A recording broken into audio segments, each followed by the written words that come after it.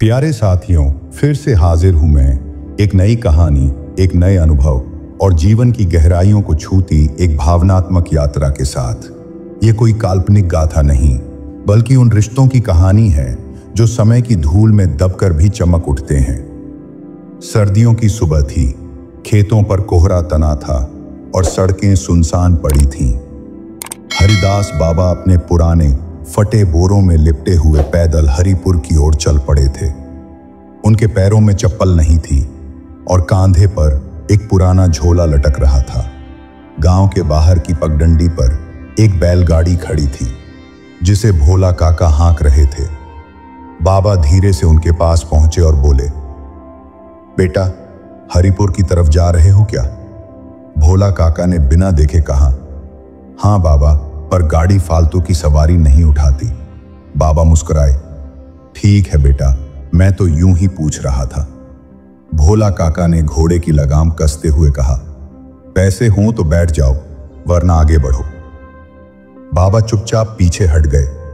उनका चेहरा उतरा हुआ था, लेकिन कोई शिकायत नहीं की। तभी दूर से आती एक लड़की की आवाज सुनाई दी, रुको काका, बैलगाड़ी मत बढ़ाना।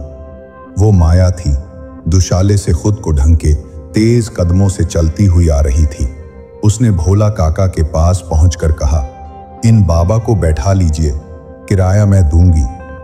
भोला काका ने तिरछी नजरों से माया को देखा और बोले, बहन जी, आपको नहीं पता, ये जैसे बाबा रोज आते हैं, सब बहानेबाज होते हैं, मैं इन्हें जानता हूं। माया का चेहरा थोड़ी देर को गुस्से से लाल हो गया, फिर संयम से बोली, काका, अगर आप इन्हें नहीं जानते तो मैं भी इन्हें नहीं जानती, फिर भी मदद कर रही हूं।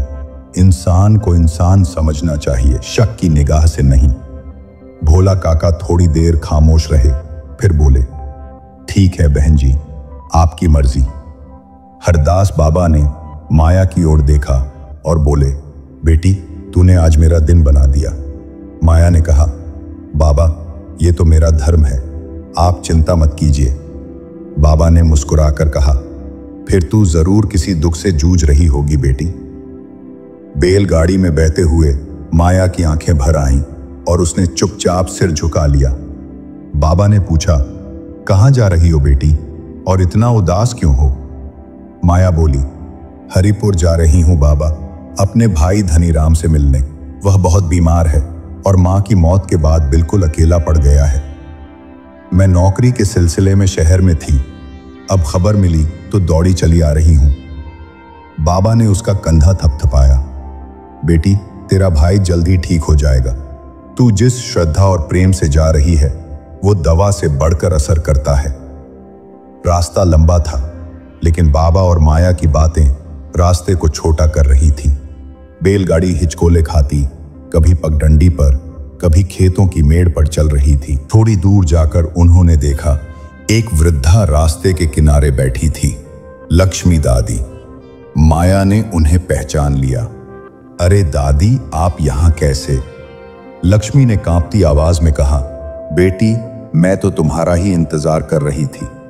बाबा और माया दोनों चौंक गए। मेरा इंतजार?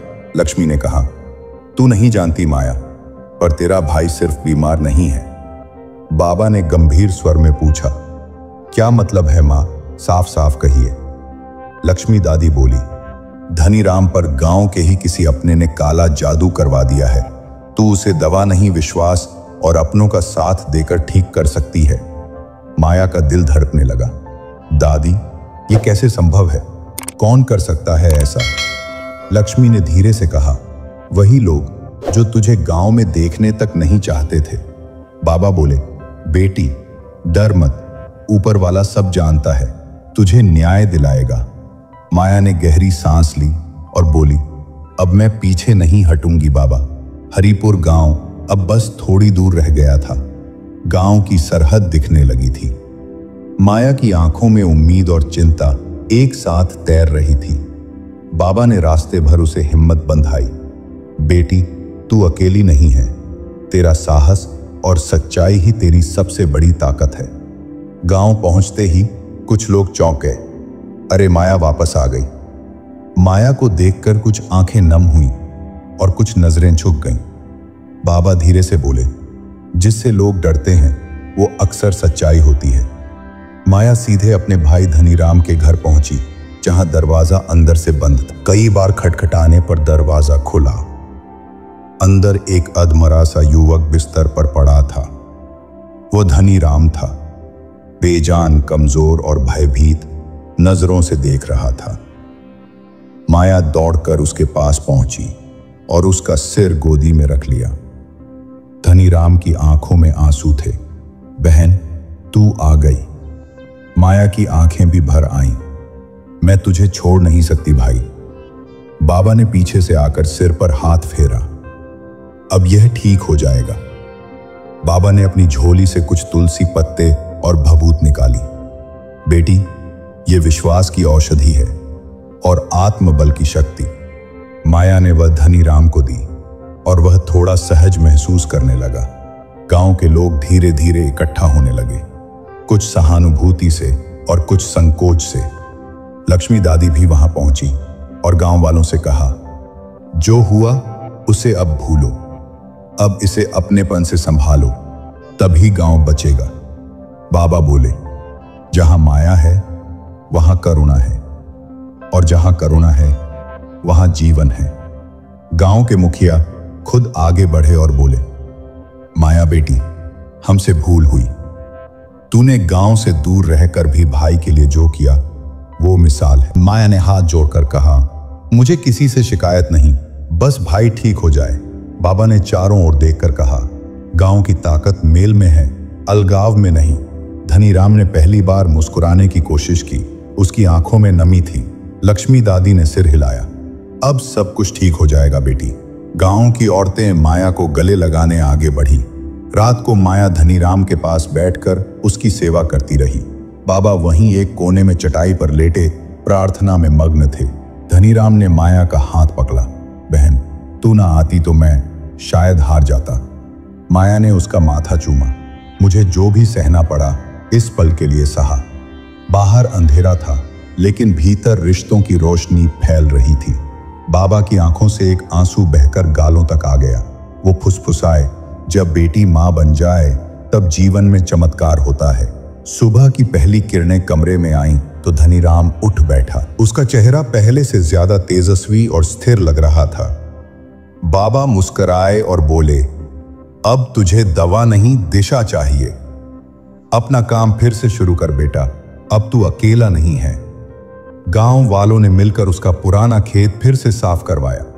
भोला काका भी चुपचाप आकर बैलगाड़ी में कुछ सामान छोड़ गए। माया ने बाबा से कहा, आपने जो किया उसे शब्द नहीं मिलते।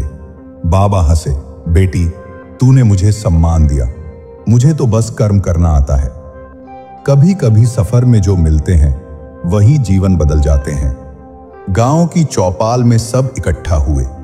धनीराम का स्वागत समारोह रखा गया। मुखिया ने घोषणा की, अब गांव में हर बुजुर्ग को सहयोग मिलेगा। कोई भी हरिदास बाबा जैसा पैदल न चले, ये हमारी जिम्मेदारी है।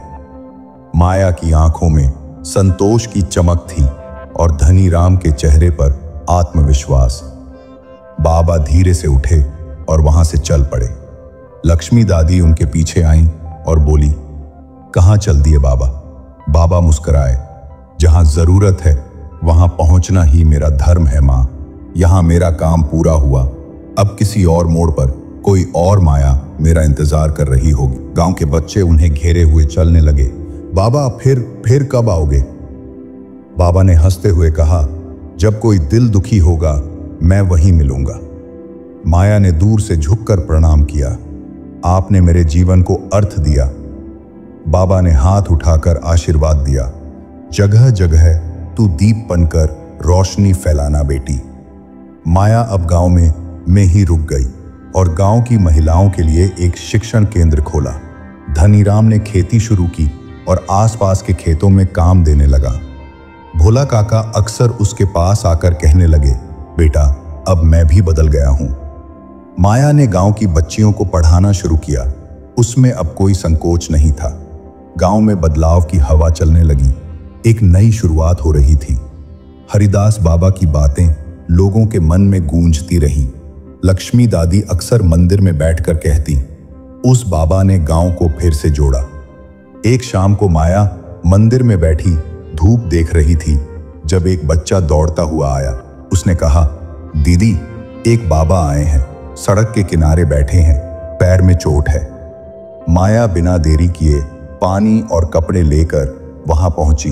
बाबा कोई और थे, लेकिन उनकी आंखों में वही करुणा थी। माया ने उन्हें बैठाया और बोली, आप अब अकेले नहीं हैं बाबा। गांव के बच्चे भी दौड़कर आए और उनकी सेवा करने लगे। माया ने धीरे से आसमान की ओर देखा और मन ही मन बोली, मैं समझ गई बाबा। उस रात माया ने अपने घर की दीवार पर एक शब्द लिखा, करुण। उसके लिए अब धर्म, परिवार और कर्तव्य सब इसी एक शब्द में था। धनीराम ने पूछा, बहन, तू अब खुश है ना? माया ने मुस्कुराकर कहा, अब मैं जानती हूं दुख बांटने से घटता है और मदद वही होती है जो बिना पहचाने भी की जाए। गांव की गलियों में फिर बच्चों की हंसी गूंजने लगी थी। हर घर में चूल्हा जलने लगा और हर मन में उम्मीद। कई महीने बीत गए। हरिदास बाबा कभी फिर नहीं दिखे, लेकिन गांव में उनकी कही हर बात लोगों की आदत बन गई। भोला काका अब हर बैलगाड़ी में एक खाली जगह बाबा के लिए छोड़ते थे। मुखिया ने गांव के प्रवेश द्वार पर एक पट्टिका लगवाई, मनुष्यता ही सबसे बड़ा धर्म है। लक्ष्मी दादी अब माया को गांव की मां कहकर बुलाने लगी थी। धनीराम की तबीयत अब बिल्कुल ठीक थी और वह गांव की सभा का सदस्य बन गया। हर कोई मानता था हरिपुर अब बदल चुका है। माया कभी कभी तालाब के किनारे बैठकर अपने सफर को याद करती थी। उस एक यात्रा ने उसकी सोच, उसका हृदय और उसका जीवन बदल दिया था। बाबा का चेहरा आंखों में तैरता और उनका वाक्य गूंजता, करो सेवा, बाकी ऊपर वाला जाने। उसने मन में संकल्प लिया कि जब भी कोई असहाय दिखे वो खुद चलकर जाएगा। गांव के बच्चे जब माया की गोद में चढ़ते तो वो बाबा की गोद जैसी लगती। गांव की बहुएं अब अपनी बेटियों को भी पढ़ाने लगी थीं। हरिपुर में अब बेटियों को बोझ नहीं, वरदान माना जाने लगा। एक दिन एक बूढ़ा साधु गांव की चौपाल से गुजरा और बच्चों ने उसे रोक लिया। बाबा, आप हरिदास बाबा हैं? उन्होंने पूछा।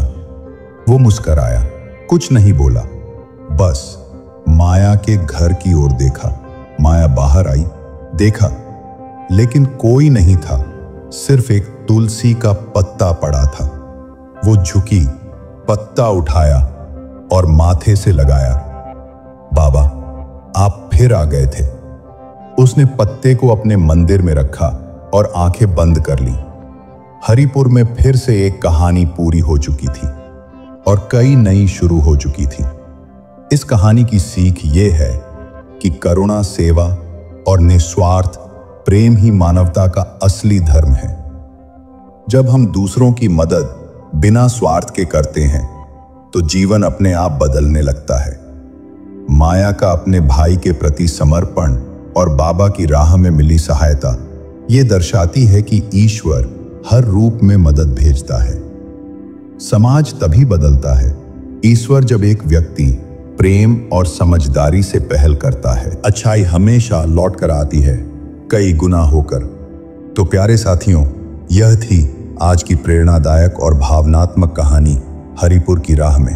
अगर आपको ये कहानी पसंद आई हो, माया का प्रेम और बाबा की करुणा ने आपके दिल को छुआ हो, तो कृपया इसे लाइक करें, कमेंट में अपनी राय बताएं और चैनल को सब्सक्राइब जरूर कर दें। आपका एक छोटा सा समर्थन मुझे और भी सुंदर कहानियां लाने की प्रेरणा देता है। फिर मिलेंगे एक नई सीख और सजीव अनुभव के साथ। धन्यवाद।